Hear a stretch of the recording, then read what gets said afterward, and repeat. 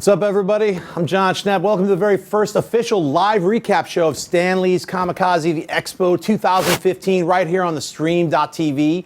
We've got the latest news and highlights from that expo, including the National Cosplay Championship, the Halloween party, some behind-the-scenes stories that no one's heard yet. So let's get right into it. We got over here, I like to call him the king of Comikazes, Keith Tralins, ladies and gentlemen. So, you know, that was an incredible, fun weekend. We got a live studio audience. Yep. Holy moly. So, you know, that weekend was insane. We all partied. The Comikaze party was so much fun. It was a very memorable weekend. Have you guys recovered? I have not. I know Regina hasn't. She's not here. Right.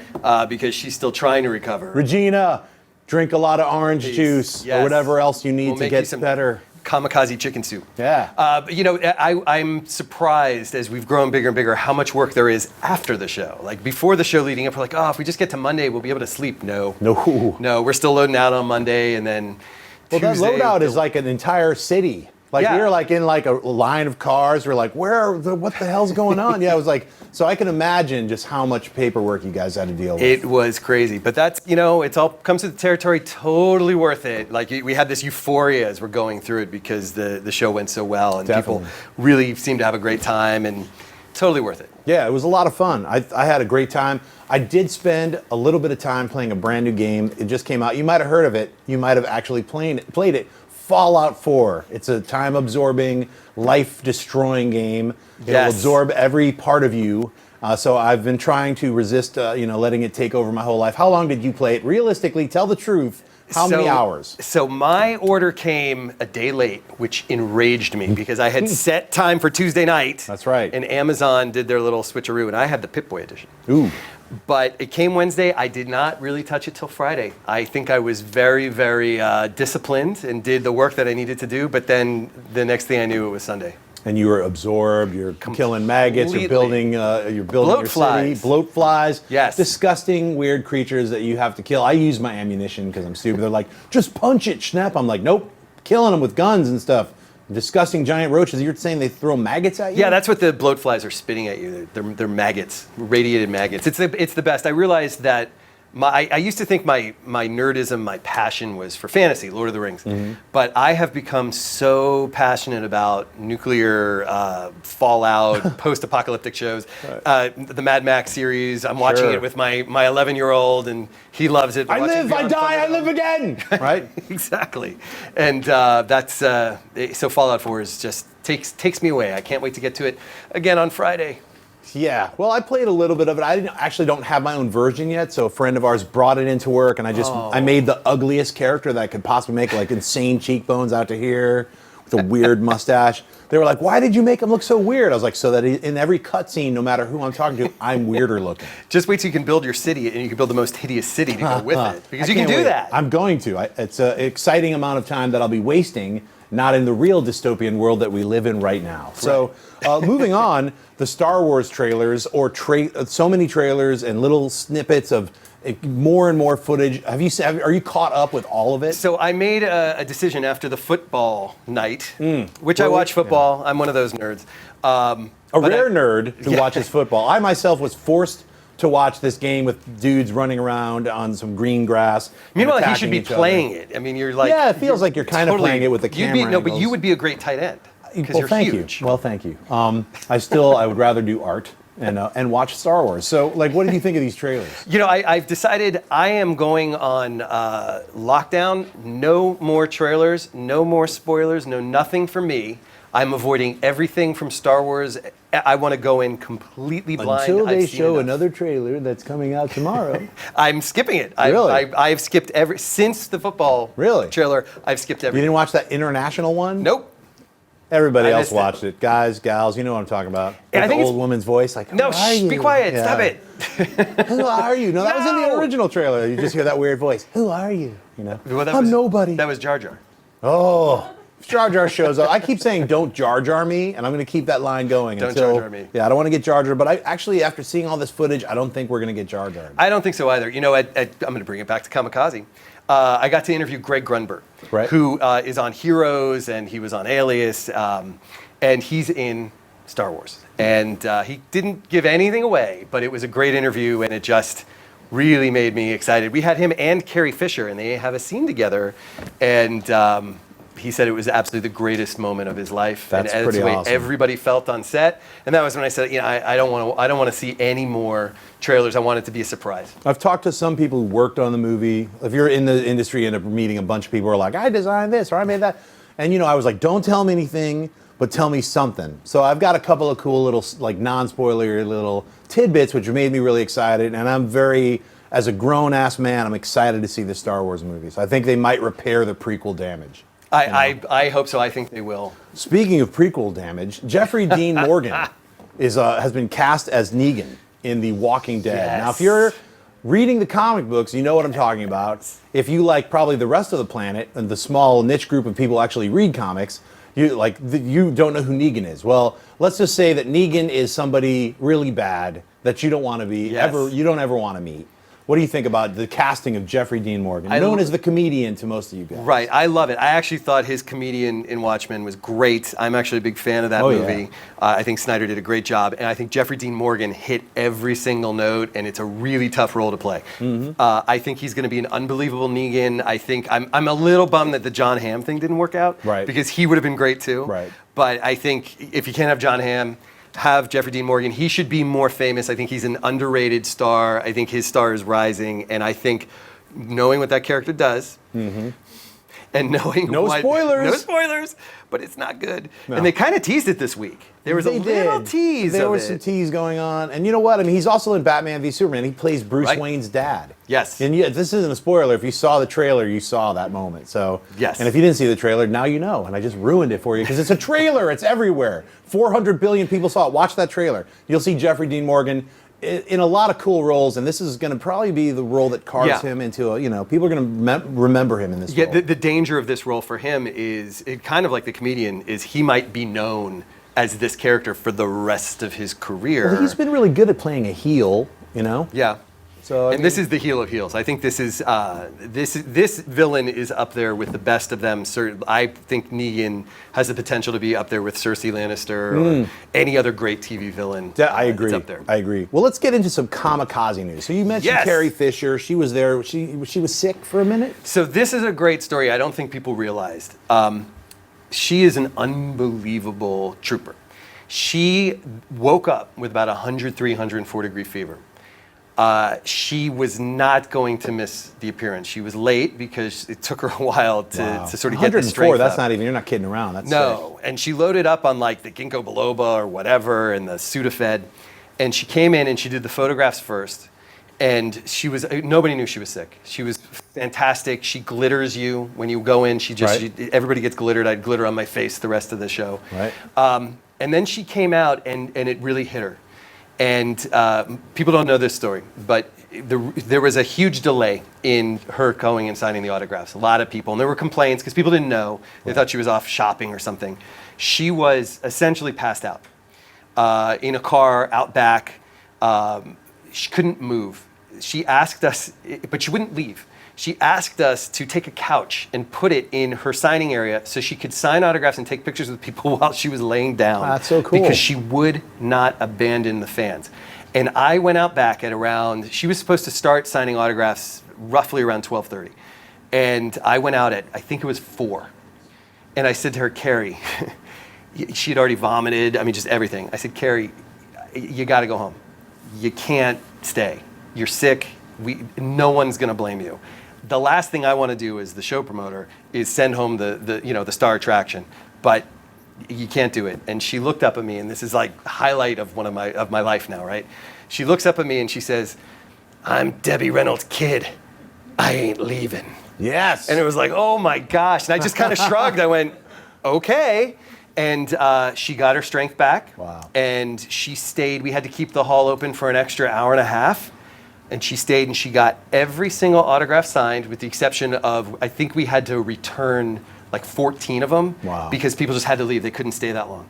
But there were people there at 7:30. When we were getting ready for the party, she was just leaving Wow. the convention. So that's the way That's old school Hollywood. Hell and yeah. I am so glad that I got to see it, and she was just phenomenal. Carrie Fisher, I love you. I love you. What an amazing story. And that's like true commitment to people, like her fans. She was like, look, I'm sick, but they're standing in line. So that's really, and it was really difficult for us because people were saying, she's not here, you know, I want a refund. Like, people are getting frustrated because you don't want to be waiting. Right. And so we were like, look, we'll refund you, but she's going to, you know, she's saying that she's going to be here. She's not goofing off. And, you know, it was one of those things where we couldn't tell people she was sick at the time because we kind of didn't have that clearance. But she just, you know, even with her being sick, when she was up, she was up. Yeah. Well, I mean, that's an incredible story. I'm really glad that worked out. Star Wars, let's go to Star Trek. Yes. Let's talk about Kirk meeting the creator of Spider-Man. Like, so Shatner, who I actually spent money on and got a photo, not a Comikaze, at another convention. I saw him and I was like, I was going to talk to some other people. And I saw Shatner. I was like, you know what? F it. I'm going to go spend some big money, throw it down, get a picture with Shatner. And I rock that and I love it. So you can check it out. It's on my Facebook page. Sweet. But anyway, so Shatner's there and then he's on stage with Stan Lee. How did that happen? It was unreal. We've been working on this for months. Mr. Shatner has an imprint of a digital comic series that's coming out. And what he did with his imprint, it's to do his Man of War series, and he's really blowing it up. And it's actually a really great series, and he wants to do a lot with it. He's very creative. But he also, because he's friendly with Stan, said, hey, you know, Stan, you make comic books. Why don't you come do your next digital comic book, which is like a new technology, the way they're doing it, with me? And Stan said, sure. And we hadn't announced it yet. So we got to announce it sort of in the lead up of the show and got them together talking about what they were doing with this imprint label to really, you know, start something new and special with a bit old school, you know, prose. And Stan was excited, and Mr. Shatner was excited, and it was magic seeing them up there talking. They were up there with the whole team. What was really magical that people didn't get to see was backstage when Mr. Shatner arrived. And he came in and he went to the green room area, the holding area, and Stan was there, and there were some other people there, and the energy, it just became, oh my gosh, I can't believe it, there they are. And there's a picture, I got a picture of me talking to Bill Shatner, and behind me was Stan. And like, how do you get that picture with those two? It's crazy. Right? Totally lucky. You guys get a picture of them shaking hands, like the Titans. We do somewhere, you know? Yes. Awesome. We do somewhere, and it was Mr. Shatner's energy is up there with Stan's. Absolutely magic for those people who got to see that panel and get to hear him talk and ask some questions. I think they really, really enjoyed it. Excellent. It was great. I am going to look for that picture of those guys shaking hands. I will get it up. So, also, you had a reunion for All That. Now, this is a very famous Nickelodeon kids show from the 90s. How did you get all those people together? So this was a Regina thing. This is a little bit of trivia. Where's my camera? There we are. This is a little bit of trivia for you guys at home. The first Comikaze, the 3 attractions were Stan Lee, Elvira, and the first All That cast reunion. And those 3 things blew up Comikaze, and that's where we are today. And we wanted, because the first Comikaze obviously nowhere near as big as this one, we wanted people to have that moment again. So we were working, Regina just killed herself for months, talking with Lisa Foyles and the rest of the cast to get them there. And then when Kel committed, everyone else was like, yes, and it was great. 17 people on stage, and you can find this online. There's lots of news that covered it. We can't play it here for rights issues, but they sang the theme song, and it was raucous and crazy, and they took questions and they were telling jokes, and it was a magical moment. People were screaming. It was like the Beatles. Wow. And I'm too old for that. I missed it. I'm more of a you can't do that on television kind of guy. Original cast, by the way. But for this, it was an amazing moment. I know Regina was super psyched to have it. A lot of fun. Yeah, definitely. Danny Tamborelli from Pete and Pete, also part of all that, so it was really fun. And they hadn't seen each other in a long time, so behind the scenes what was going on was it was a real reunion where they were hugging each other and crying and catching up, and because they really were that tight. There was no inside there. Give me the dirt, man. Who punched each other out? No fighting. No. Manu Bennett and Liam McIntyre were gonna fight, but they figured they did that on camera already. Yeah, that's already been played out. Yes. So let's talk about the wedding. What happened?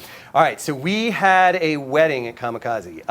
We've been trying to pull this off for a couple years, but we had a couple that met in I think year 2.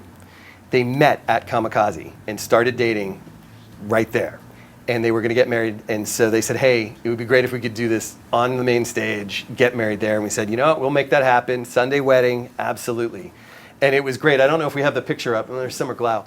And I have a good story about her. They had, what's his name? There it is. Yeah, there it is. I mean, what's his name from Mad Max presiding? And he had the mask on. And Mortis Joe. Yeah, Mortis Joe. Yeah. Do you take Snow White? And it was great. They were totally in it.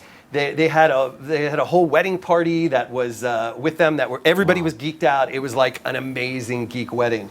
And we're so happy that we got to have that happen. That's fantastic. And with Summer Glau, it had there's pictures of this online too on Summer Glau's website. A couple came in to take a photo with her in the photo booth, and right as they started taking the picture, he got down on his knee, and the photographer thankfully just started clicking the photos, and he proposed because they were they met over their love of Firefly. And so he proposed in front of Summer, and Summer had no idea, and her reactions are unreal. Her actions are they going to get married at next year's Comikaze? I hope so. We would do it. Book your weddings now. Next, starting to book up. We might about have like 17 weddings happening. Comikaze.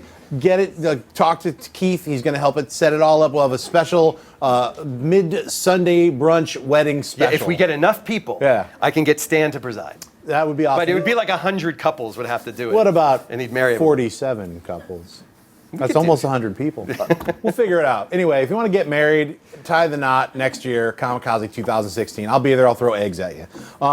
All right, let's wrap this up. Let's talk about prop making, the national prop making. What's this? Okay, so we did something. One of the things that we really want to do at Comikaze is really showcase the talent that is here in LA and is nowhere else. And a lot of that is in sort of the artisans who make the movies happen. And the props are a really important part of that. I'm a prop nerd. I love collecting props. I think they're amazing. And you look at these things. So we put up $1,000 from a very generous donor and a lot of other prizes. And we put out the call. Kit Quinn ran it and Stephen Meisner. And what it was who's going to make the best prop? And it has to be real. It has to be an authentic real craftsmanship. Couldn't buy any part of it. And I think what they came up with was unreal. And the winner was the one with the bow. But I mean, look at this stuff. I got to see it backstage as they were getting ready to go on, and I couldn't believe it. Up close, it's even better. That's the guy from Dead Space. I think? Yeah. And they had to go through a very rigorous. Prejudging. And they were at, how'd you build this? What'd you do there? How'd you attach this? I mean, they were getting in there. We had some real pros judging it, and they did a great job. This was amazing. Hide your weapon right there in that big thing that she was lugging around with her the whole show. Wow. There's Kit Quinn. Really amazing stuff. So you can see sort of all the winners and everything from the Prop Making National Championship. And yes, we're going to bring it back next year. Oh, definitely. We're going to make it bigger. We're going to make it better. We want more entrants, and we want the craftsmen and artisans to have their moment in the spotlight. And we're looking at other ways too. We want to do stuff with animation, not like the key animators, but the guys that do things like previs. Sure. The guys that do the storyboards. Like these are really important things. You know, it'd be awesome. What I would love to see at Comikaze next year is I would love to see like an all-day panel of just previs movies. That'd be amazing. The previs of Avengers: Age of Ultron, the entire 2-hour movie, but just in previs. It would blow people's minds. Why they don't put more of that. People don't even think about that. The entire film that you see, the finished film, is completely mapped out and storyboarded before they ever shoot anything. It's fantastic. And for me, what I love the texture. I'm a texture nerd when it comes to animation. Like the Pixar hair that they did with Monsters Inc. and from then on, water effects, when they can get the eye just right. That stuff. That stuff needs to be recognized. I know they get Academy Awards, but I'm not going to say they're treated like second-class citizens, but it is one of the most vital parts of filmmaking and television making. It doesn't get its due, and so we want to spotlight it as best we can and give them that due. Prop Making National, maybe you guys can also display some of the props so people can actually go up and touch them and maybe we actually did do that. Yeah? There was a booth. We had the National Championship, but we also had Fans' Choice. So we actually had all those props on display through the whole show, and you could come and vote for your favorite. And so The winner of this was, I believe, the alien gun, which probably went through. It was this alien gun that they did, and then the voted one was the bow and arrow. Oh, sure. Unreal stuff. Go see it online. You can see it at kamikazeexpo.com. And if you want to get married, just do hashtag Ask Comikaze. I want to get married next year at Comikaze. Got to spell all that out properly. And no, just say hashtag Ask Comikaze and then put your name in and who you're going to marry and write 2016. Make out a personal check to me, John Schnepp, and send it out. So we'll figure it out. Just get that hashtag going. You can ask Stephanie. By the way, let's throw it over to Stephanie. Stephanie Pressman's over here monitoring the Twitter universe. I can't even say it. So if you hashtag Ask Comikaze, she's in charge of that. Stephanie, has anybody asked like marriage proposals to you, or what's going on over there? I have not received any marriage proposals yet. I'm a little offended that I haven't. However, Jack Sat would like to get married at Comikaze, so he wants to know if anyone's available that would like to marry him. Also, we have a group going on in the chat that would like to see Stan Lee come join us on the stream as Deadpool. So can we make that happen for them? You know, speaking of Stan Lee dressed as Deadpool, our resident nerd, Abigail Go, she was over at Comikaze and she didn't want it to end. Let's check out this video. Hey everyone, I'm Abigail Go from theStream.tv and we are here at Stan Lee's Comikaze Expo 2015. Really excited to see what's in store for us. Let's go on in.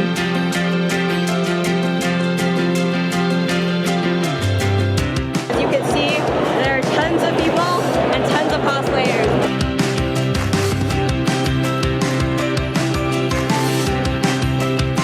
What are you guys looking forward to over here at Comikaze the most? Amen. Todd McFarlane. I'm really excited to meet Grant Morrison, actually. To be talking to you. What I've been looking forward to is exactly what I've been doing.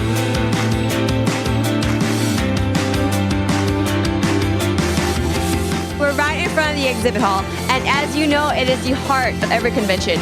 Here you'll find booths by Loot Crate, Funimation, but right now we're gonna head straight to the Stan Lee Museum.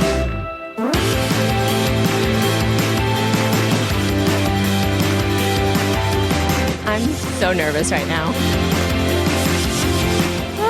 I have to ask, I just have to ask, how are you doing and how's the con? Great. It's been fantastic. It's a little warm. Lucky, there's a lot of people today, though. Too many, I can't even walk. The con is wonderful and I'm surviving, which is pretty good.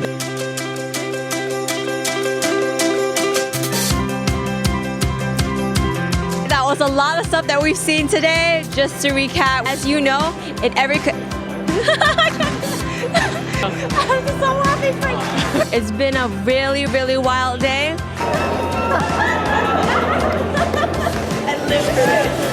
Thank you so much for tuning in. I'm Abigail Go. You're watching theStream.tv.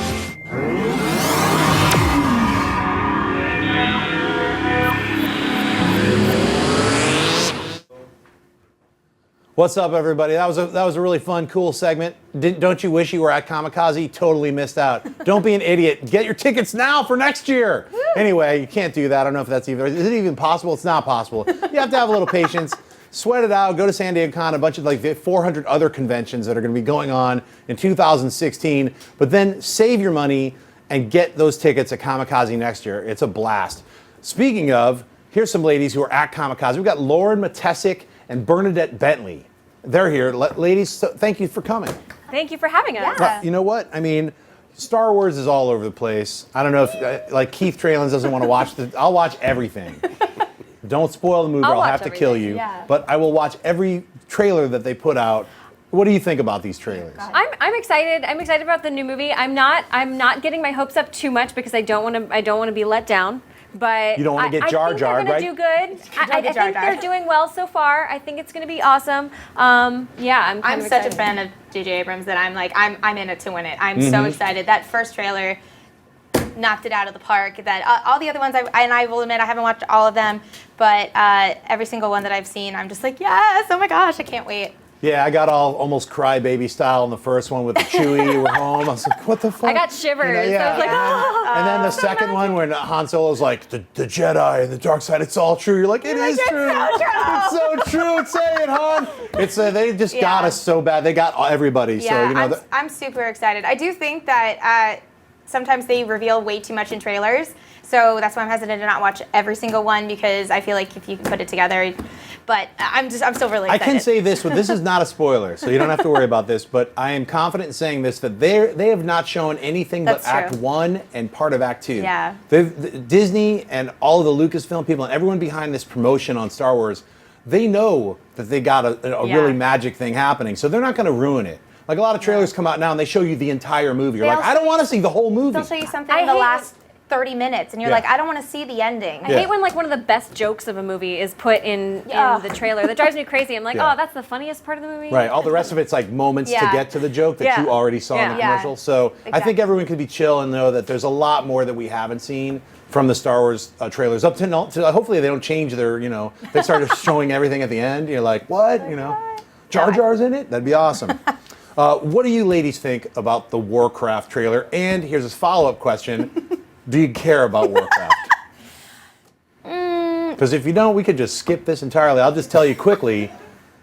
Duncan Jones directed it. He's the guy who made Moon. I'm excited for it in the fact that I think it's going to be another awesome fantasy movie, and I'm into fantasy. I don't play Warcraft. I did for like a little bit in high school, but I'm just not a gamer. I can't get into it. I don't have the patience for gaming. But Warcraft is a beautiful, beautiful franchise, and I just can't wait to see the visuals that are behind it. It's going to be beautiful. It looks fantastic. It looks great. I was sold on the trailer. I like that the orcs and the humans, they both have their stories. It's not just the orcs are just inhuman creatures we must destroy. It's like you're following an orc and he's like, I'm torn between I don't know if I want to kill all these humans. So I think it's going to be a lot of fun. I'm kind of like a 14-year-old boy when it comes to movies, so anything that's got action in it, I'm your 14-year-old boy is going to freak out.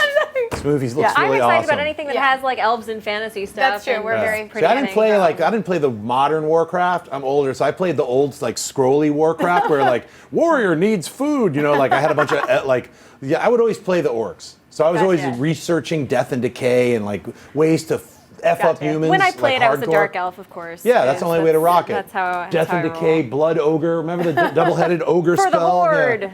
Yeah. So anyway, Warcraft. Nobody knows about what we're talking about. I hope you guys have checked out Warcraft. Let's move on to the Cosplay National Championship. Now this was going on at Stan Lee's Comikaze this year. It was epic. It was huge. It was so big. It was bigger than the cosplay contest has ever been, and now they've got the branding of Cosplay National Championship, and it's just going to be such a big deal. And the quality of cosplays that were brought out for this. I mean, I got to see a lot of them backstage, and it was incredible. I mean, the talent that these people bring to this championship. We're watching no wonder it's a championship. Yeah, let's rock through some of the people. Like first place in the junior youth category was Toria Ann as Queen of the Sea. Then we had first place Journeyman Ensemble category. It was Ginger Lass cosplay as Anastasia Tremaine. Fable renowned costumes as Drizella Tremaine. Hustle and Bustle cosplay as Cinderella. Can't believe I'm getting all these names right. First place Journeyman individual category. Dan the Fireman as Hulkbuster. There we go. Wow, now that is quite an outfit. That's amazing. That is just crazy. He's on huge. super stilts right there. How did he even build that? How do people have time to make these things? My thing is like, who else is putting it on you? I mean, you have to have a team to put that on. That's fantastic. Next we have Valkyrie Studios as Sunwell Hunter. We've got third place Journeyman individual was Arcady as Meredith Stannard from Dragon Age 2. Oh, we know that's from what is that? Fifth Element. Fifth Element. Thanks. We've got the first place Master Ensemble, the Justice League from DC Comics. Oh, yeah. Christopher Rogers as Batman. It looks like definitely like the Scarecrow. We were like running out of time here. What's going on? Like trying to keep up with this crazy. I think there's more images than there are. Yeah, there's more images. All right, so we got the Justice League. There's Justin. This is the grand prize winner, That's their pal, Justin. Davidson. He's Justin Davidson Photography as Hiccup from How to Train Your Dragon 2. Yeah. His leather work is just incredible. The detail on that costume. I mean, he's a friend of ours, and I was talking to him about it whenever he was building it. Right on. And he was like, learning all the leather working and Yeah. stuff while Who is that? building it. I think that's Yasu in that the Yasu? suit. I don't know what his character was. Warrior but the guy- Arcanine from Pokemon. Yeah, the guy. Then you No, got, that's built it not was Yasu. that's not Yasu. That's No? Misha Mock. That looks Oh, like is it? Yellow Jacket. This is just crazy. There's a lot of There's so much insane going on costumes. here. He's got a giant ant. There's somebody with a giant. Oh, weren't they the those looks like dragons yeah, that's from Game of Thrones. Yeah. Dragons. Oh my god, Female that's so dragons, cute. Yeah. the dragonettes. I don't know what they're called. I like dragonets. Yeah, so I hope I got everybody here. I think I listed off everyone. Yeah, definitely. That was Sparkle, Pipsy, Marissa Raptor, and Kiatre as Drogon, Regal, and Viserion from Game of Thrones. Can't believe I'm nailing all these names totally correctly. You're doing it. Totally doing it. I don't want to leave anyone out. Misha Mock as Warrior Arcanine from Pokemon. Third place Master Individual category went to Mean Little Kitty as Warrior Alice from Alice in Wonderland. Damn, that was a lot of people. That was a lot of people. Woo, you did it. I mean, that was pretty a tongue twister. fantastic. I mean, I'm pretty impressed so at your ability to read like Go a. back in this video and rewatch it, and then try to look visually and find the people that Oh, I look, named. they're replaying it for us. Yes. We can do it all over again. All right, well, while that's playing, I say we're done watching that. Let's move on. We're going to talk about the fashion show. Yes, Like, that's so what our did you guys baby. tell us about it? What happened with this fashion show? Well, the fashion show is La Geek So Chic is the brand. It's me, Bernadette Bentley, and Chrissy Lynn Kyle, who could not be here this evening. She's not feeling great.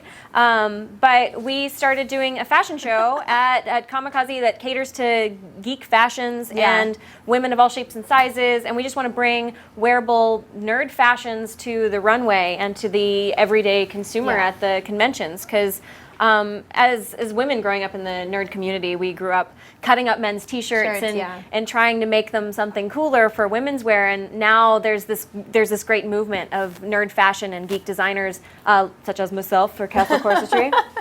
Wait a Shameless second. plug. We like to showcase local designers. So for here, we had obviously Castle Corsetry. We had Girl with One Eye clothing. We had Gold Bubble clothing, and then we also brought Unicorn in Sushi. Unicorn Sushi from northern San California. Francisco, And then we actually had an Australian company, Living Dead Clothing. So it was a wide range of spandex to corsets to dresses to skirts. And we had Orion's Originals for shoes. She made some amazing shoes with boots and heels and sneakers. And I always use empty coffins for the luscious, tutus, gorgeous tutus. And we also had Jungle Tribe contribute some accessories, some purses and bags and things. So it's like this awesome. a big collective. Yeah, it's and me. collaboration. Anything Rhinestone Yes, is by anything me, Rhinestone. Bernadette. Bernadette Bentley.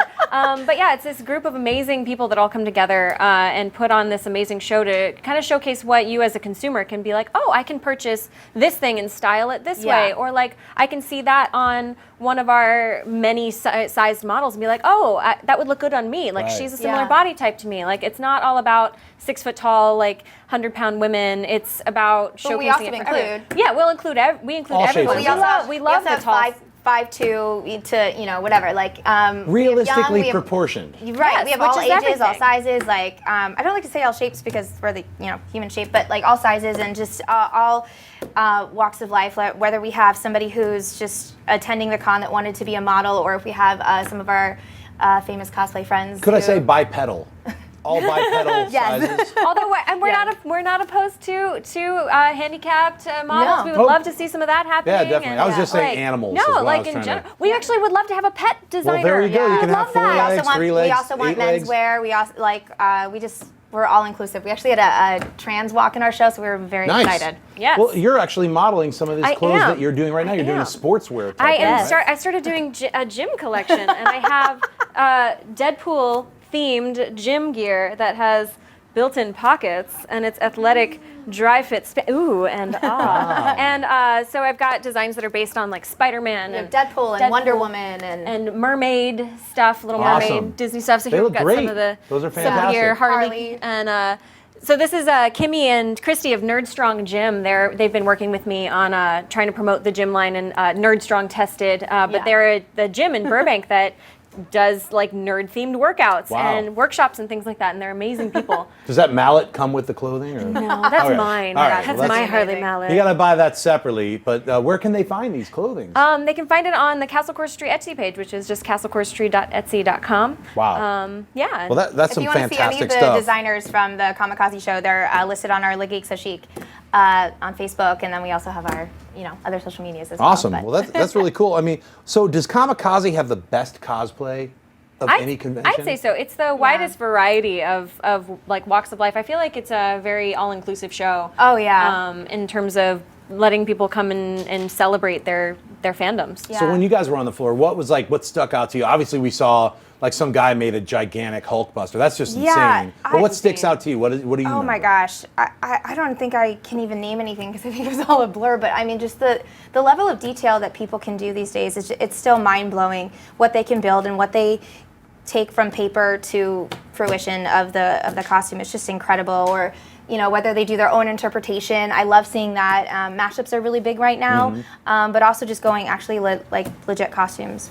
I think are really awesome. Anything stick out? I was stuck at my booth most of the time because I was launching my gym collection. Right. So I didn't get to walk around too much this year, unfortunately. But Justin is a good friend of mine. I'm so proud of him for winning the cosplay contest.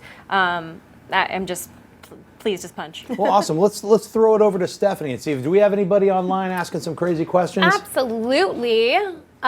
First off, I want to though tell you guys that POW Entertainment has given us some really cool giveaways. If you are participating in the chat or you are using hashtag AskKamikaze on Twitter, we have Stanley's new memoir, we have Wowie's Electra Kids, we have a Run DMC comic book that is signed by DMC. We've also got a Comikaze program that is signed by Stanley. But let me tell you what's going on in here. Some people are saying that Carrie Fisher's patient 0 for the Comikaze flu that came from Vaquad. People want to know a lot about your sweater, John. They think that perhaps your sweater is part of the new Star Wars film, and there's. I'm wearing the skin of Chewbacca. Yes. I'll tell you. If you guys want to get an amazingly strange sweater like this one, go to middleofbeyond.com. There you go, some plugs for my friends. We've also got some questions coming from Twitter. People want to know what everyone's favorite moment is from Comikaze. Well, we got Keith back. What was your favorite moment? That's an easy one for me. It's the kids' costume contest that happens on Halloween. It's kids, they're in costumes. It's not cosplay. It's costumes that they have poured their lives into, and they are totally committed to it. And the what they come up with and the way that they sell it is just phenomenal. It's the best part of the show. It's the cutest part of the show. The parents are all excited. Can I add that not only do you guys have a kids' costume party, but Comikaze gives all of the vendors a giant amount of candy to give away to all these kids. So they have a Halloween where all these kids come with their parents and all the kids are dressed up and they walk up and they go trick or treat and you're just giving them giant amounts of candy. You're oh, that's for your cavities. That's for your goodness. And sometimes you'll let them pick. Do you like these sugar things or do you like Reese's cups? They're I like the Reese's. You're and there was no crap in the candy. No, it was all good delicious candy. I had to test them myself just to make sure none of them were poisoned. So I randomly tested the candies. I did not get any candy, you guys. I felt really left out. We'll get you some next year. It was I mentioned this last show. It was a literal ton of candy that we had to purchase. And then dividing it up the night before, we had to do it on Thursday night. And we had about 6 people just running back and forth the entire length of the hallway of the panel room area, dropping candy in all those tins because we had to create about 400 of them. And we get it done in about 2 hours. Good job, man. And we all stink of candy. You got that candy stink on you. Exactly. Kids can't wash it off. So Stephanie, there's some videos that we want to see, like Grumpy Cat. We got what else? What else is going on? Well, I think there's other. And are there other fan questions coming in? Oh yeah. So John, did you have a favorite part of Comikaze? My favorite part was besides giving out tons of candy to children in weird outfits like Batman. There was a little Dr. Doom that walked up. It's fantastic. I think my favorite part was just interacting with all the people who were walking around. I too also had a booth. I was selling The Death of Superman Lives: What Happened, a documentary that Holly Payne and I made. So you should check it out. Go to our website. Another pimp style thing. www.tboslwh.com. You can get it right now, digital download. But we actually had the Blu-ray on sale there. So a lot of people came up to us. But But it was really just great just to interact with a lot of other people.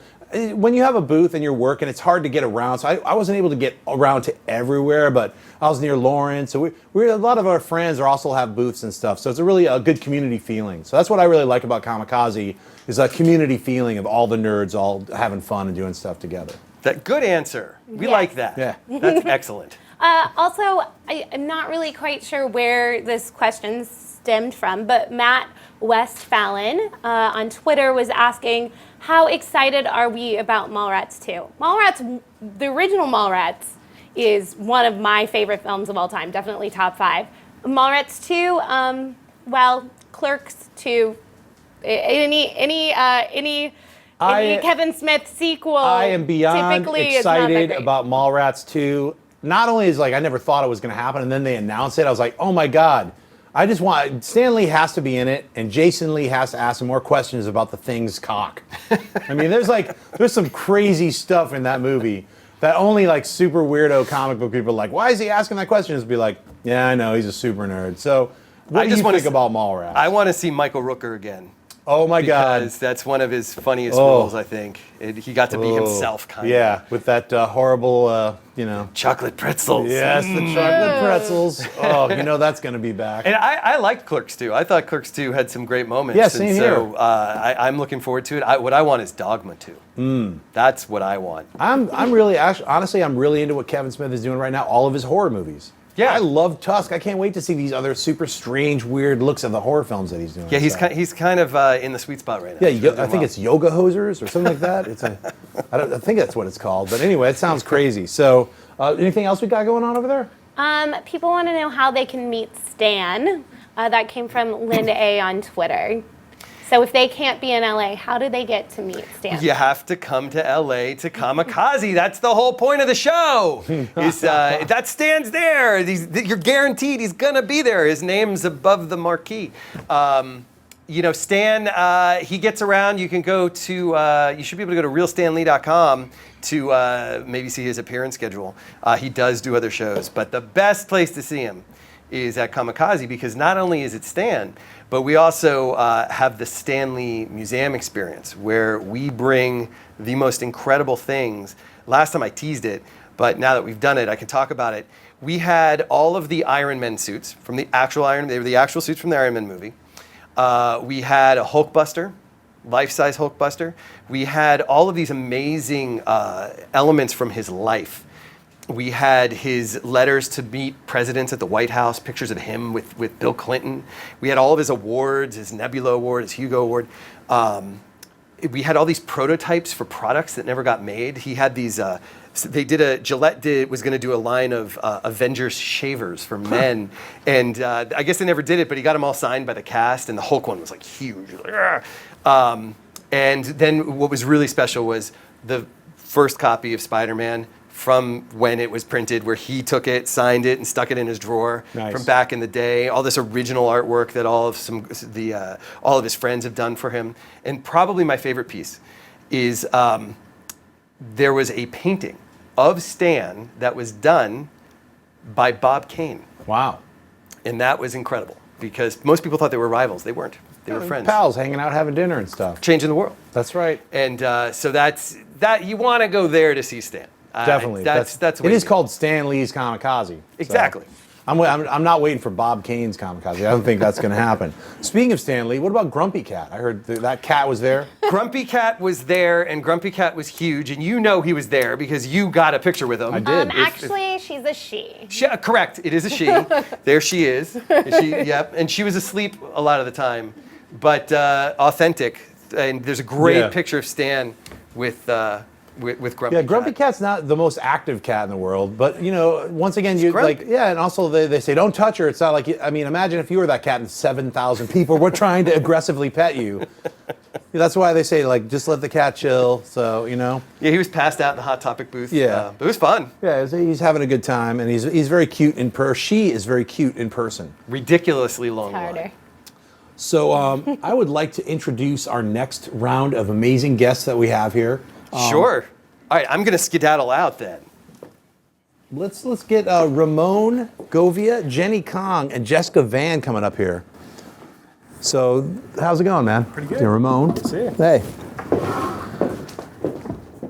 And we've got Jennie Kong and Jessika Van. And so why don't you guys tell me about No Hero Now? So this is like right now you can see this music video and it's on the World of Heroes, Stan Lee's World of Heroes.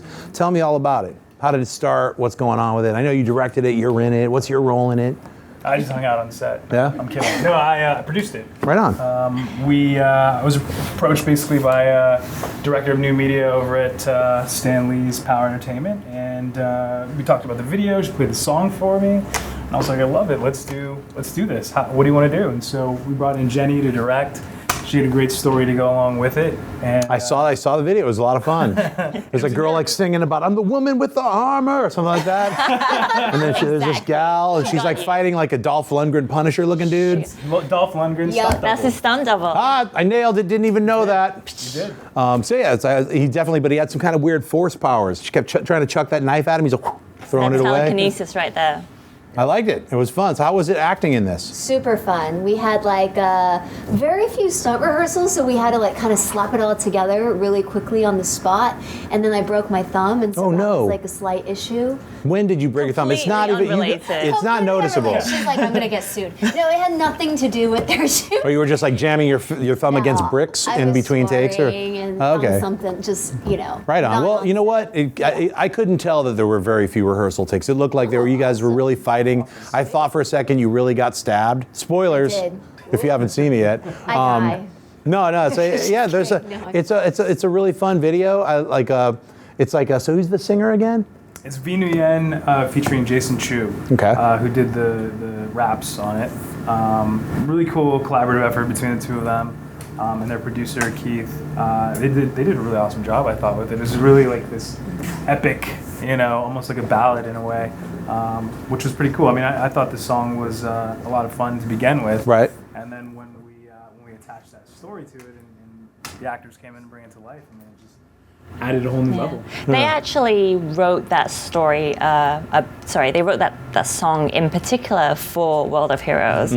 So it was really interesting. I think they wanted to do something a bit more summer pop anthem, and then decided to go all out with the, female heroism and empowerment, which is completely on the opposite scale, but really works for the channel. See, now I feel like she lived at the end, right? She did. All right. Yeah.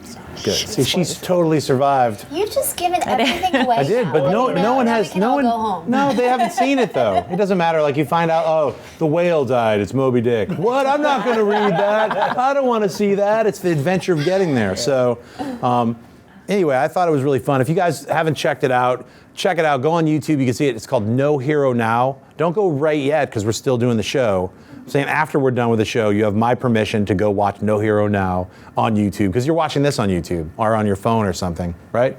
Someone's watching this on their phone. I don't know who it is, but so let's talk about some news that has come. Speaking of Dolph Lundgren, which I didn't even know that this is his stunt double, He-Man. Yes. Yep. And the Masters of the Universe. Toys that I know all of you played with when you were kids. I actually love Dolph Lundgren as He-Man. Look at this dude. That is the dude that I guess Michael Hearn, right? Yes. Michael Hearn is like a human giant ripped muscle with legs. It's that's the guy who's going to be playing He-Man. Is that confirmed? Well, it's as much as confirmed as all the news sites can confirm things. Until it's actually official and you see him in a weird He-Man outfit. I don't know if it's official. But he's going to lose some weight for the role, I think. Yeah, he's a little thick right now. I think you might want to be 0 body fat as opposed to 0.999 body fat. But yeah, I mean, you know what? I mean, they're going with like this crazy weird rip dude, and then I saw some of the artwork of Battle Cat, and that creature looks all freakish and feral. So they might be going with more of like you can't say realistic because none of He-Man is realistic at all, but just a more hyper real, like horror veined kind of like super veined version. So vain. Yeah, very veiny is what I might say. I mean, I like the idea of casting an unknown because so there are some situations where I feel like if you go for the A-lister, it's just kind of like it kind of removes the value of the story. So I'm interested to see, first of all, if he can act, and second of all, who else they fill the rest of the. Who is going to play Skeletor? That's the question. That's what I care about because it was Frank Langella, and I don't care what anyone says. Masters of the Universe, Frank Langella killed it as Skeletor. That guy's an amazing actor. He worked his magic with a weird rubber skull face. He-Man, I'll get my revenge. It's all in water at the end. Let's see Bryan Cranston do it. Bryan Cranston would kill it as Skeletor. I mean, I know he's like talking about, I want to be Mr. Sinister, because everybody wants to be in the X-Men. Well, Cranston, you'd be lucky if they cast you as Skeletor. Don't deny it. I think he would be amazing as as long as he had the weird blue stuff. I want you to smoke this, He-Man. So, anyway, Spectre. Let's talk about James Bond. Have you seen James Bond? I haven't seen Spectre. Well, I'm British, so I have seen James Bond. Yes. No. All right. Well, Britt, what do you think?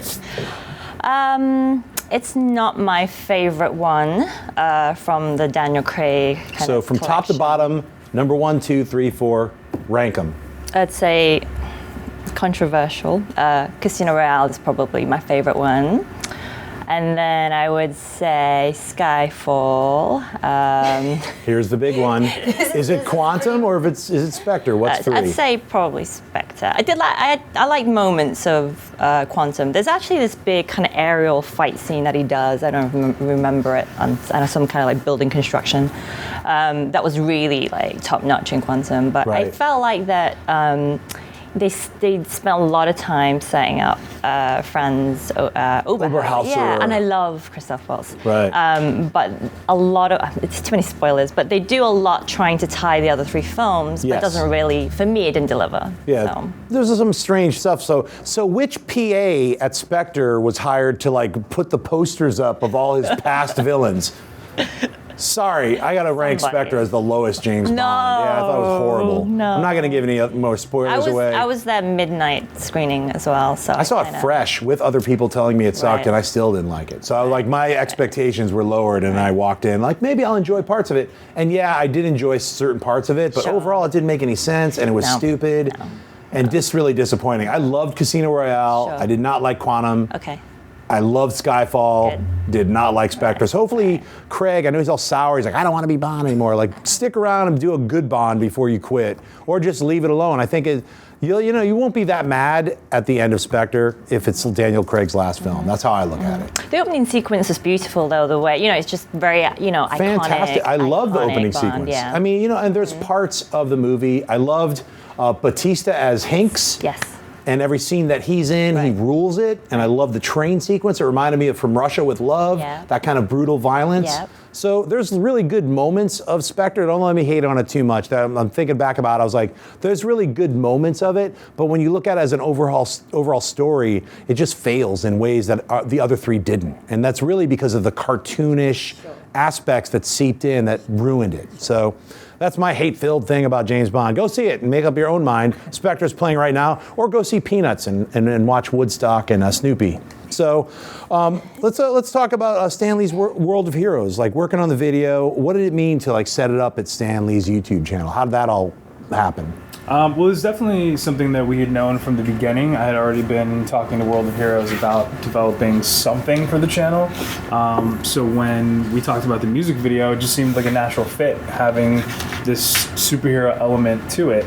Now, how involved was Yuka? Were you talking to Yuka about this? Yuka was the one. She was one. Yuka's always the linchpin of anything involving Stan Lee. She is the mindress, I guess. She's like the Blofeld, right? She is Blofeld, in the background. We don't want to scar her eye or anything. We're just saying you're actually the Blofeld of Stan Lee's everything. So you guys premiered at Comikaze. How'd that go? It was so much fun. Really fun. And you think, the attendance is year on year growing so strong, and you think, okay, well, maybe Sunday morning, not so many people turn up. We had a really strong, footfall of people come in. Well, this year they expanded. They had their old space and then an entire other football field size. It was just so giant. I was like, how is this even going to fill up? And it did. It got crowded. Yeah. So it was very fun. And you have to plan your trip, if you're checking out panels and shit. Oh yeah. I mean, unfortunately, if you have a booth, you're a little jacked. I was like, I can't even get it. It's like I don't have time to walk 4 miles, Keith. Sure. Next time, get people movers. I want people with cars that drive quickly to get me to the other places. Yeah, a city mover. I want a hovercraft. I want to float around like Baron Harkonnen. There you go. So that's going to happen next year, guys. So anything happened behind the scenes that like totally blew you away when you were at Stan Lee's Comikaze? Any memories that you want to share with everybody? I really love the museum. That was probably the highlight for me, like Keith was talking about. Just getting to see Stan back there and checking out. For me, it was all the artwork because you'd see all of these original inked pages, and I'm a huge comic book nerd. So seeing that and just seeing a whole wall full of them, I was just like, man, this is. And the movie memorabilia kind of like juxtaposed. So cool. Yeah, it was cool. Fun. I love the movie stuff, but the old school stuff is really what just gets me. Yeah, and that's a great thing about all these Comic Cons is like there's always booths that have original art, and like you might not be able to buy the $17,000 original art, but they will let you look at it and like you can hold it. I was like, take a selfie with it. Yeah, this is pretty good. Here, put it back, please. Yeah, so it's like I couldn't even touch any. I was just like, I held like a Detective Comics number 27. Just be like, it's pretty cool. Here you go, take that back. Yeah. How about you? Any memories that you want to share? Yeah, well, I got to meet the mini Boba Fett, which was amazing. He's so cute. And then I loved all the weapons. They had this huge display in front of the wedding of like all these amazing weapons, and I kind of just picked a couple up. I don't know if I was allowed to, so maybe it was a bad thing. Yeah, we got her. She's the one who had the weapons. Yeah, just stay outside. We'll arrest her later. Right here. Don't worry. No, I think that's totally cool that you touched all the weapons. Oh, thanks. We just made it cool. Don't worry about it, guys. So, I don't have fingerprints. I'm actually an alien, so don't worry. They're well, that's good to know. The thumb is detachable. You're like, I just have another thumb. I broke it, and then I grew another one, so it's cool. Ramon, what is your comic about? So I'm reading about your comic right now. So All Control Delete, it's a science fiction dystopian thriller, kind of influenced by a little bit of noir, but it essentially takes place in a world where virtual reality replaces war. Okay, that's how it should be. I don't know if Keith Tralins will like it. He's a post-apocalyptic dude, but he wants it to be real. They can't just don't put the goggles on, dude. I'm cool with it. All right, he's cool with it. Yeah, dystopian goggles. It's awesome. I'm super excited. It's on the first chapters on Comixology right now. Now is it going to remain digital, or are you going to rock like a hard copy? We are actually. We just did a Kickstarter that sweet. A couple weeks ago. We got 150% funded. Nice. Congratulations. Thank you. Yeah, we're going to do a full print of the first issue. Development of the story that we saw in the video. Let's talk about that. How did you come up with that? It's an idea that I've been kind of bouncing around and as you do with when you have a couple of like projects in the mix, and what's interesting actually following on from the music video is that it is kind of like a mini music short film. So there is a backstory, there is a world, there's even you can imagine dialogue in a music video, and certainly after people seeing it, they're interested in seeing if there's a digital series kind of in the pipeline. So is there? We're hustling to try and make something happen. Yeah, like you're like you close with your eyes. She's still alive. She is still alive. Spoilers. Let's talk about you. You got a series, Rush Hour. What's going on with that? Oh yeah, that's super fun. So the reason I didn't see Spectre yet was because I was mostly filming some fight scenes and quite busy the last couple weeks. But there's some exciting stuff I can't really say. Can we say who you play in the? Oh, I can say who I play. Yeah. I play, so the main guy, there's John Fu and Justin Hires instead of Jackie Chan and Chris Tucker. And so I play Jackie Chan's character's sister. Oh, right on. So now Detective Lee has a sister. And that's Is she as skilled as Detective Lee? She might be. Awesome. But, I mean, they certainly grew up together. Well, that's exciting. I had no idea that a Rush Hour TV series was being made until I just heard it right now. You heard it now, right now. No, it's exclusive to this airing. Great. Let's slap NDAs on everyone watching. Yep. I don't think they've announced it yet until now live everywhere. So anyway, the cat's out of the bag. Rush Hour is being filmed. 4,000 episodes already in the can. I don't know how many episodes you've shot yet, but I'm looking forward to it. I'm gonna job by the time we go. You definitely still have a job. The cops, I already told them, you touch the blades. It's okay. You have the fake thumbs. I gave you 5 replaceable thumbs. Awesome. So let's move over to Stephanie and see what's going on in the chat room. We have a bunch going on over here. We've had some questions about NerdFest, which I can answer. So NerdFest, first time ever, we put NerdFest on at Comikaze, which was a performance festival. It is a performance festival where we got to see all these great nerdy performance groups that are based here in LA perform. We had Survey Dance Corps, which is doing a Agents of S.H.I.E.L.D. themed dance program for us. We had a bunch of really cool things. We've also got some questions coming in about Comikaze. So I'm going to throw it back over to you so we can talk to Keith about it. Okay, so Comikaze was in both halls this year. Do you think it worked, and will it be that way next year, Keith? I think, Keith, come on over here. Tell us, coming in. Is it going to be in both halls? I'm coming in.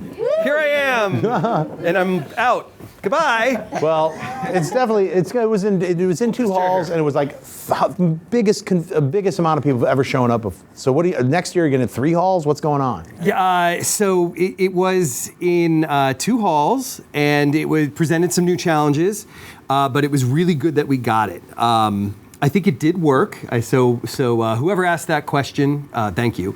I think that it was interesting having the energy split, but they both formed their own identity. One was really about where people were selling, and the other was really celebrity and attraction driven.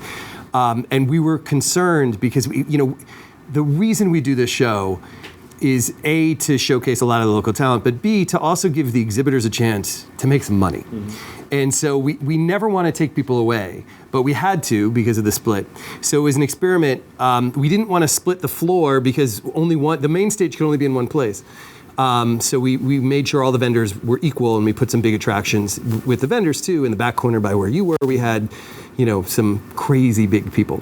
And it created some issues. It definitely, it's hard to run back and forth. I would have loved to have had a Segway. That would have made my life a lot easier. Or a hoverboard. Or a hoverboard. Or a gyrocopter. Whatever. Right, something. But overall, I think it went really well. Next year, we'll be back in the South Hall. We'll still have the other halls, but not the West Hall.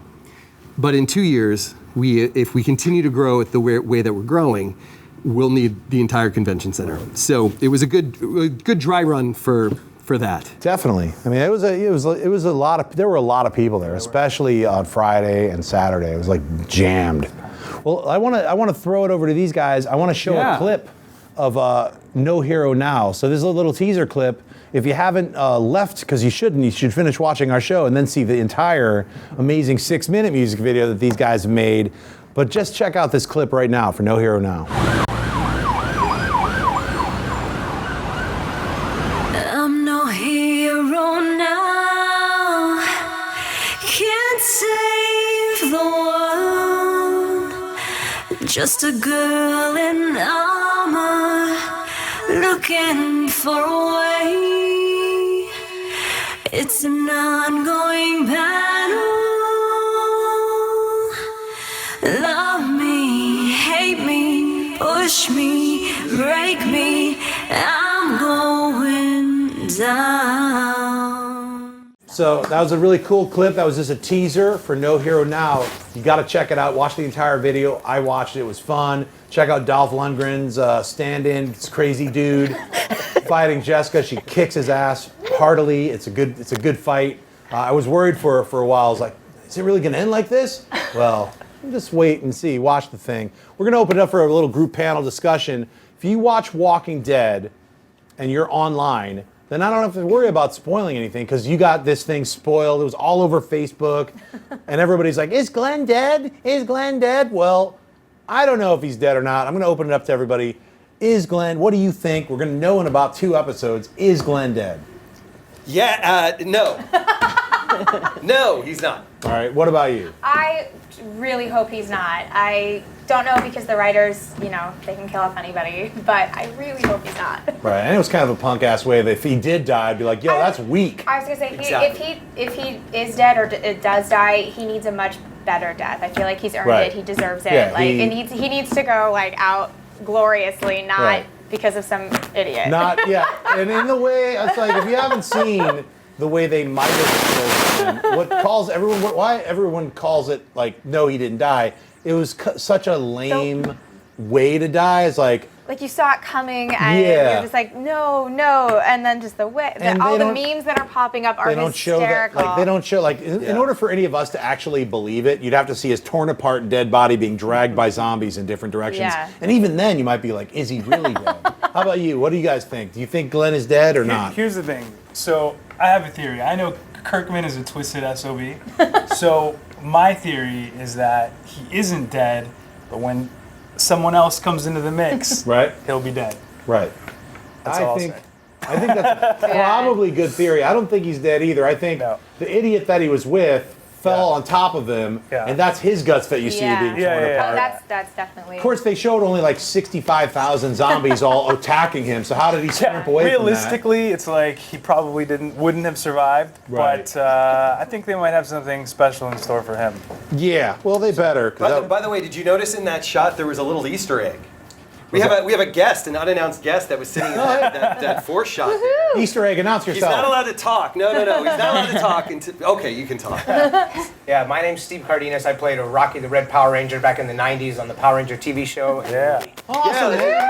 Little guest. He had the special seat, and we're going to see him in later episodes of Comikaze. He was man. Yeah, he's just checking us out to make sure we're a legit show. Now he's like, I can't wait to get out of here. Tell us, do you think Glenn is dead or alive?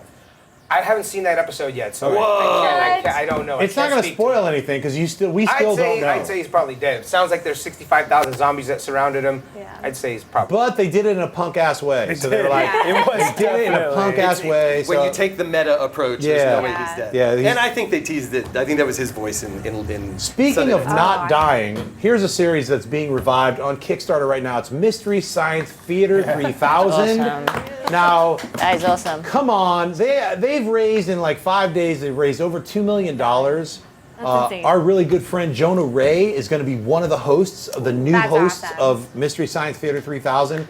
So excited that they're bringing this back.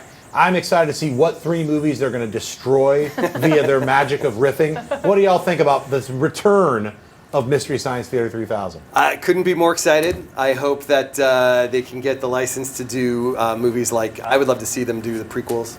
Oh, God. I don't think they have enough money to rip on Jar Jar. I mean, they're raising millions, but that we're talking about billions, you know? Well, let's really kick in on the Kickstarter. Yeah, no, let's get $1 billion. I'm excited for that kind of comedy to come back because I've been severely lacking in comedy these days in terms of just like that kind of goofy like parody, and that's kind of my favorite sense of humor is parody and mockumentary style. Definitely. That's kind of where MST3K like kind of lives and thrives, and I'm really excited to have that mainstream again. I gotta say, you mentioned Phantom Menace. I recently just did a commentary track while we were watching The Phantom Menace, the show I do, Collider Movie Talk.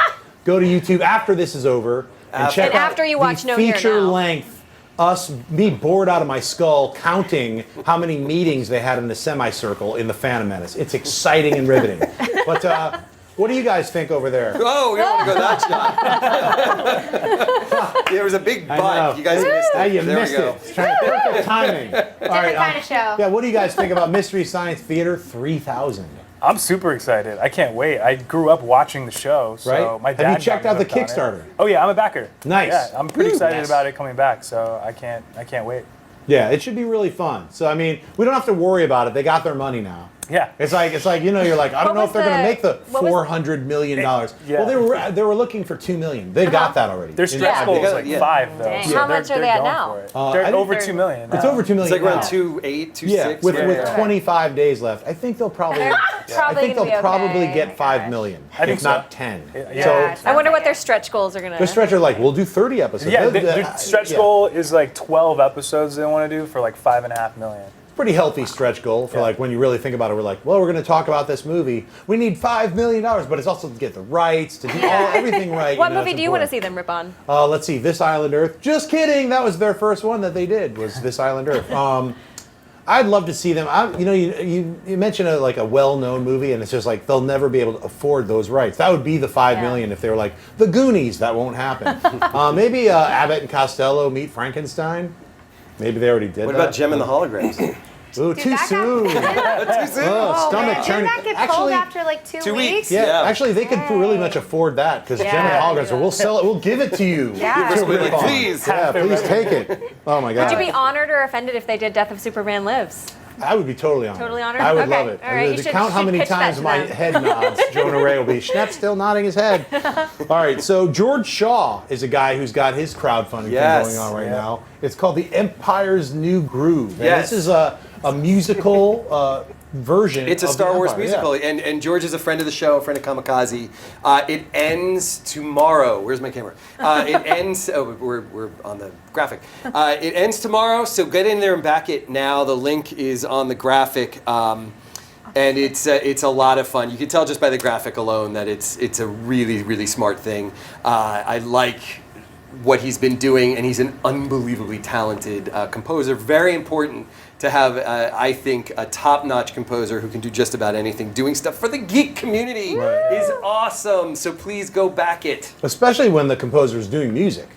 Yes. That's pretty important. So I think, check it out. You can see a Star Wars musical. Check that out first. Now he's trying to raise money to make the Empire Strikes Back musical middle version. This will be the darker version. So let's talk about, speaking about dark sides, we got Apocalypse and X-Men Apocalypse, and that trailer is going to be debuting in this movie that's probably going to do Gem and the Hologram numbers. It's called Star Wars Force Awakens. I don't know who's going to see it. But X-Men Apocalypse is opening in front of that. So is Captain America Civil War. I think it's like, I'm going to pass out just from the sheer amount of insane trailers. I was like, can we have an intermission before you show Star Wars? I need to drip off the sweat and like recover. It's going to be like the guy that was at the opening night of Pulp Fiction and had the heart attack during the syringe scene. That's going to be every nerd. Every nerd is going to freak out and start crying for both of those trailers. What do you think about X-Men Apocalypse, actually seeing footage from it? I'm excited for X-Men. X-Men's my favorite franchise, so I'm really excited about more content. Basically, although I was a little disappointed in the last couple movies, but because my favorite character Emma Frost was not done as much justice as I would like. I agree with that. But I really do love X-Men and would love to see more. It sounds like we're getting, I think in Deadpool, a Russian Colossus finally. Yeah. I'm really excited for Deadpool. I can't. I wonder why. I'm guessing Deadpool, that trailer might be part of Star Wars. I think there's going to be like 19 I think it's going to be just trailers. like all geek trailers. Yeah, like an hour of trailers, then a weird break of like sleep for 15 minutes. I think they run out. What do you people think over there? You guys are over in the corner. Chime in there. X-Men. Yeah. I think Apocalypse looks like Ivan Ooze from the movie. Right? Yes! Spoken by a Power Ranger. That's right. You cannot argue with that. Cannot argue with that. Yeah. I agree. No, look, I'm a huge X-Men fan. I love that that IP or that franchise. However, I'm kind of a purist. I'm not a big fan of the cinematic take on it so far, so I'm cautiously optimistic. Right. I did like X-Men First Class. Yeah. I thought that the take on the characters was really cool. I like the reinvention of the last couple films, but I don't know. I love that classic '90s Chris Claremont X-Men. Sure. You know, the '80s and '90s. See, for leading me, up to it's the Chris cartoons. Claremont and John Byrne X-Men. Yeah, exactly. I mean, I like the Jim Lee ones, but I really love the John Byrne ones. But Yeah. I like Bryan Singer's approach to the X-Men. I loved Days of Future Past. Yeah. I know everyone's saying he looks like Ivan Ooze, but I think, from a photo and he's all purple, when you actually see him, he's going to be blue, he's going to have the weird lipstick, and you guys are all going to be regretting that you called him Ivan Ooze. As long as he has the lipstick But right now on that. he does look. I can't argue. I mean, it's funny. I'm excited that they're doing. I'm excited they're doing Mohawk Storm. I'm really excited about too. Mohawk Storm. Yeah. That's really cool. Yeah. I'm Storm super with the stoked. Mohawk, finally. Come on. So it's pretty exciting. General views of Comikaze. What are your thoughts? Let's wrap it up by talking about Comikaze. That's what this show is all about. Kamikaze all year long. Yes. There's people getting married next year. At least 48 people. 48,000 people You're getting marrying married. every single one. I am personally going to marry 3 of them. Not every single one. Don't give me all this hard work here. But, Sister wives. Yeah, so what do you think? Like, I mean, for me personally, besides our baby La Geek So Chic, which was a knockout on Friday, my other tie for a favorite was the after party of Comikaze. Oh If you weren't at the after party, you missed it. It was incredible. It was co-hosted by myself and Bernie Bregman of Nerds Like Us. And Keith, how incredible was it? I mean, it knocked our socks off with Make Out Monday and the flux capacitors, both headliners. DMC, it's tricky. Yeah. It's tricky on stage. Jared Come from on. DMC did Tricky, and then he was joined by Jeremy Shada, who's the voice of Finn from Adventure Time, and they did Walk This Way, and it was unreal. It was just such an incredible feeling. We sold out. There was like 3,000 people, I think, that came in and out throughout. We had a line around the door. We couldn't let people in. Where did all those people get those lightsabers? They gave them out. We gave them out. Because I was like, what the hell is going on here? How did they know to bring all these lightsabers? Blinky Lights was so kind and donated the boxes and boxes and boxes to us. So if you saw us, we were just chucking them out, and everybody were like, "Who wants lights?" See, I missed that. I was busy getting drunk as all hell. So then I just showed up, and then the flux capacitors were playing, and I was like, these guys are really good. I want to ask if anyone in the audience, was anybody at the party? Oh, there we go. One person. We got one boo. That person. Comikaze 2016, guys. What's happening? How about you over there? Were you at the party? I want a lightsaber. Where do we get one? Can we get one now? Can you we'll do a fight. We'll fight. I know, each right? other. I'll see what I can do. Blinky Lights, where are you? We'll hook you guys up. So what, Keith, next year, Comikaze 2016, we already know 700 people are getting married there. Right. The number gets bigger and bigger every time. It's going to be an all-day affair. What can we expect? Bigger and better.